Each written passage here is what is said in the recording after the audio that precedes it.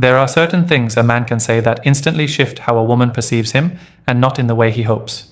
Most guys don't even notice they're doing it. They think being open, laying it all out, or explaining their feelings will earn trust or deepen the connection. But the truth is tougher than that. Some words, once spoken, can kill attraction on the spot. Respect and desire aren't built through over-explaining. You can't talk someone into feeling something for you. Why? Because women don't just hear your words, they feel your energy. And some phrases, no matter how innocent, radiate insecurity, desperation, or emotional instability. Once that energy is out there, it's nearly impossible to undo. But this isn't about shutting down or playing mind games. This is about mastering self-respect. It's about understanding the power of restraint. Not because you're hiding who you are, but because you've learned that real strength doesn't need constant expression. Women aren't drawn to men who unload every thought and emotion. They're drawn to men who lead with calm, confidence, and quiet certainty. This isn't just a list of things to avoid saying. It's a guide to becoming the kind of man who naturally commands attraction because he doesn't leak emotional need through his words. You'll learn exactly why some comments send women running and how to maintain your grounded masculine frame even when emotions rise. You'll recognize real-life examples, maybe even things you've said before, and you'll understand how those seemingly small moments can make a big impact. And once you know what to look for, you'll never go back. Let's break it all down, because in the right moment, saying nothing can speak louder than anything else. Ready? Let's begin. Sign number 1. I don't know what I'd do without you. This sentence sounds romantic in movies. In real life, it sounds like you've built your identity around her. And nothing makes a woman more uncomfortable than feeling like she's become your emotional lifeline. Men who say this don't realize the silent message they're sending. Without you, I fall apart. That's not love. That's emotional dependence. And it's a responsibility no woman wants to carry. Even if she says she likes it at first, the longer it goes on, the more pressure she feels, and the more her attraction fades. Think of any strong, grounded male figure in your life or in media. Would James Bond say this? Would a coach like Phil Jackson tell his team, I don't know what I'd do without you guys? No. A man who knows himself doesn't lean on others for emotional survival. He shares life with others, yes, but he doesn't collapse into them. When you tell a woman she's the center of your world, you're not being sweet. You're showing her that your world is small. You're making her your purpose. And that's dangerous because it places your sense of worth in her hands. And here's what happens next. The balance shifts. She's no longer the one choosing you. You're chasing her validation. And over time, she begins to wonder, if he needs me this much, what does he actually offer me as a man? This doesn't mean you can't love deeply. It means your love should come from strength, not from fear of losing her. You have to be the kind of man who still knows exactly who he is, even if she walks away. That's the man she feels drawn to. The one who gives her space to choose him, not the one desperately clinging to her because he's scared of being alone. A woman wants to join a man on a mission. She doesn't want to become his mission. There's a massive difference. She's attracted to your confidence, your direction, and your ability to move through life with purpose. The moment she feels like she's become your oxygen, the attraction begins to suffocate. Not immediately, but it dies slowly, almost invisibly, until one day she's just not there emotionally anymore. And by then, most guys are too deep in their own neediness to see what caused the shift. The man who keeps a woman's desire long-term is never afraid to walk alone, not because he wants to, but because he can. That silent strength is what speaks the loudest. You don't have to tell her how much you need her. When you live in a way that shows you're whole on your own, that's when she respects you most. Sign number 2. I feel like you're out of my league. Most men say this hoping to be cute or show humility. They think it'll make a woman feel special, like she's a rare prize. But what it really does is tell her you see yourself as less, that you've already placed her above you and you're hoping she won't notice it. It's a subtle but devastating signal, one that tells her she has all the power and you're just grateful to be noticed. When you speak like this, even casually, you're placing yourself in the position of a fan, not a man. You're saying, I don't believe I'm on your level, but I hope you'll still accept me. That doesn't spark desire. It triggers a sense of superiority in her. And the moment she feels above you, attraction dies. It's not something she always thinks about consciously. Sometimes she'll just start pulling back, being colder, saying she needs space. But underneath, it's because she's lost respect. And attraction can't live without respect. You'll see this mistake often in guys who finally get a chance with a beautiful woman they think is too good for them. They over-complaint, act nervous, or treat her like a celebrity. It's like watching a rookie in the NBA staring at LeBron instead of playing the damn game. He's not there to admire, he's there to compete. And a woman deep down wants a man who knows he belongs on the court. Not one who's just happy to sit on the bench and watch. Women are not looking for a man who's amazed by them. They want a man who gets them but doesn't pedestal them. A man who can see her beauty and still maintain his center. A man who's not hypnotized by her appearance or her presence because he knows what he brings to the table. There's nothing wrong with being honest about how you feel, but there's a difference between appreciation and submission. You can tell a woman she's stunning without making it sound like you're undertelling yourself. The key is tone, mindset, and how grounded you are when you say it. If you're complimenting her from a place of strength because you choose to, not because you're begging for her favor, that's a different energy entirely. In the movie Creed, Adonis isn't fazed by the fame of others. He knows he's got something inside him, and even when he's not the champion yet, he carries himself like one. That's what women respond to. Not the man who tells them he's lucky to be there, but the man who acts like he belongs there, because he does. The moment you start talking like you're beneath her, you confirm her suspicion that maybe you are. That kills mystery. It kills masculinity. And once those are gone, so is the attraction. Never speak to a woman like you're her project or her fan. You're not trying to win her approval. You're standing beside her, not beneath her. Sign number 3. Please just tell me what you want. This one slips out when you're confused, frustrated, or trying to avoid conflict. Maybe she's pulling away. Maybe she's moody, hot, and cold, and you don't know where you stand, so you say it. Just tell me what you want. It sounds reasonable, honest, like you're trying to fix things, but from her perspective, it comes off as weak. You're basically telling her, I'm lost. Lead me. Women don't want to lead. Not in a relationship with a man. They want to feel like you know what you're doing, like you can handle the moment, even if it's tense. When you ask her to define the structure, to give you the roadmap, what she hears is that you don't have one of your own, that you're passive, waiting to be told how to act, how to feel, how to show up.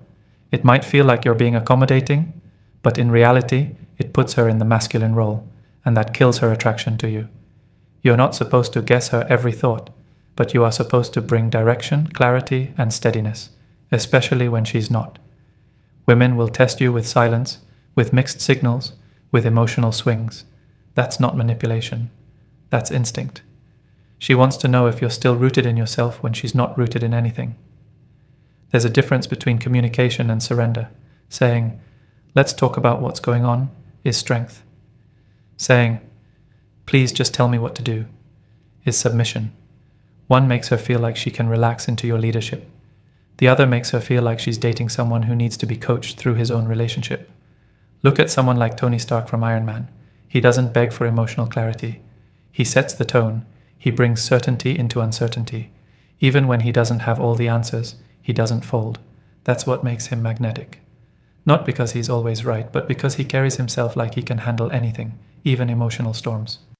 When you tell a woman to just tell you what she wants, you're giving away your power. You're saying, I don't trust myself to read this. I need you to run the show. It's draining for her. It makes her feel alone even when you're right there. And slowly, she starts to feel like she's carrying the relationship while you trail behind. A strong man doesn't need to always be in control of her, but he's always in control of himself. If she's pulling back, you observe. You act with purpose. You lead the moment with calm confidence. You don't panic and put the weight on her shoulders. You figure it out or you walk. But you never beg her to guide you. The more you lead, the more she feels safe. The more you follow her emotional tides, the more she drifts away. Sign number 4. I've never felt this way about anyone before. This one seems harmless, even romantic. You say it thinking she'll feel special, chosen, elevated above every other woman you've been with. But in reality, what you're doing is placing her on a pedestal she never asked to be on. You're handing her all the emotional power in the room and subtly telling her, you control how I feel. You may not even realize you're doing it. It might come from a genuine place. But when a man says this early in a connection, it doesn't come across as deep. It comes across as unstable. What you're really telling her is that she has you wrapped around her finger, that your emotional balance depends on her presence. And even if she smiles or leans into it in the moment, something inside her quietly starts to recoil. Why? Because women want to feel emotionally pulled toward you, not emotionally responsible for you. In the early stages of attraction, mystery matters. Emotional composure matters. And when you start gushing about feelings you've never had before, especially if it's too soon, it makes you seem like a man who falls fast because he's starved for connection, not because he's chosen wisely. There's a difference. A woman wants to feel like you've chosen her after truly seeing her, not because you're overwhelmed by the moment or because you're craving love and she's the first to give you attention. Look at a movie like The Dark Knight. Bruce Wayne feels deeply, but he doesn't go around telling Rachel every 5 minutes how he's never felt this way before. He shows it in how he moves, how he protects, how he stays composed under pressure. That's what women feel on a primal level. The strength of a man who can feel something powerful, but not be overtaken by it. Telling her you've never felt this way before isn't the problem. How and when you say it is everything. If it comes after months of deep connection, mutual trust, and shared experiences, then it can land well. But if it's said too soon, before anything's been earned, before she's even fully invested, it sets off an inner alarm in her. She starts to wonder, why is he already this attached? What does he even know about me yet? It creates imbalance. One person is way more invested than the other, and even if she likes you, she starts to feel a pressure she didn't ask for. Suddenly, she's not enjoying the experience anymore. She's managing your emotions. That's never attractive. That's a job, not a relationship. A grounded man paces his emotions. He lets things build naturally. He's not in a rush to label every feeling or declare dramatic statements. He enjoys the connection but doesn't drown in it. That's what creates tension, desire, and long-term pull, not emotional flooding disguised as romance. A woman doesn't want to be your fantasy. She wants to feel like she earned your admiration. Keep your emotional cards close until it's the right moment. That's when they matter most. Sign number 5. I can't live without you. This one sounds like the ultimate declaration of love. Movies, love songs, and romance novels have glorified it for decades. But in the real world, when a man tells a woman, I can't live without you, it doesn't land the way he thinks it will. It doesn't make her feel more loved. It makes her feel trapped. The weight of someone else's emotional survival being tied to her presence isn't romantic. It's pressure. And pressure doesn't lead to deeper connection. It leads to escape. When a man says this, what he's really showing is emotional instability. He's showing her that without her validation, affection, or approval, he crumbles. It doesn't matter how good his intentions are. A man who can't emotionally stand on his own is not a man she feels safe surrendering to. Attraction at its core is primal, and a woman cannot feel feminine and free in the presence of a man who leans on her like a life raft. Think of sports legends like Tom Brady. When he was winning Super Bowls, he wasn't saying to his teammates, I can't do this without you. He was locked in, focused, present, appreciative, sure, but still self-contained. That's what makes a leader. That's what women look for, even if they can't explain it. The man who values her, but doesn't fall apart without her. This phrase, I can't live without you, turns love into dependency. It takes the focus off of connection and puts it onto desperation. Women aren't drawn to a man who needs them to function. They're drawn to a man who chooses them despite the fact that he could walk alone and still be whole. That's the difference between addiction and affection. One takes, the other shares. And make no mistake, when a woman hears this, even if she says "oh" in the moment, something inside her feels it. That shift from desire to duty, from play to pressure, she starts to question why your emotional life is in her hands. She starts to lose respect, even if she doesn't want to. And once that respect fades, attraction isn't far behind. You are supposed to bring strength into a relationship. You are supposed to be the emotional anchor, not the one getting pulled around by the tides. A woman wants to see that you can feel pain. Sure, but she also wants to see that you can handle pain, that you can take a hit and not fall apart, that you can lose something, even someone, and still rebuild. Saying, I can't live without you, might feel like the ultimate compliment, but it's not. It's a confession that you've made her your source of stability. And no woman wants to carry that ever. It makes her feel like she's dating a boy in a man's body, someone who hasn't yet learned how to stand on his own. Real love is this. I want you in my life, but I'll still be a man without you. That's the truth that creates respect, and the respect that keeps her attracted. Sign number 6. Tell me how to make you happy. On the surface, this line seems thoughtful. You want her to feel good, to feel seen, to know that you care. But here's the problem. When you ask a woman to tell you how to make her happy, you're exposing a very subtle but damaging truth. You're lost in the relationship. You're asking her to guide you. You've abandoned your leadership. And instead of acting from conviction, you're reacting out of fear. That fear of doing the wrong thing, that fear of losing her. A woman doesn't want a man who's terrified of her dissatisfaction. She wants a man who knows how to lead, how to read her energy, and how to make decisions without begging for a script. She wants to feel your strength, not coach it into existence. The moment you start asking, "What should I do?" or "Tell me what you need," you become more of a follower than a partner. Now, of course, communication matters. Of course, listening matters. But there's a difference between tuning into a woman and submitting to her emotional roller coaster. One earns respect. The other gets quietly resented. You may think you're being attentive, but to her, it feels like you don't trust yourself. And if you don't trust yourself, why should she? In the movie Gladiator, Maximus doesn't ask people how to lead. He doesn't beg to tell him how to win their respect. He observes. He feels the moment. And then he acts. He carries his authority without noise. That's what resonates. And that's what many modern men are missing. Not because they're weak, but because they were taught that serving a woman's happiness is the same as keeping her desire. But it's not. Desire doesn't come from being endlessly agreeable. It comes from being unshakable.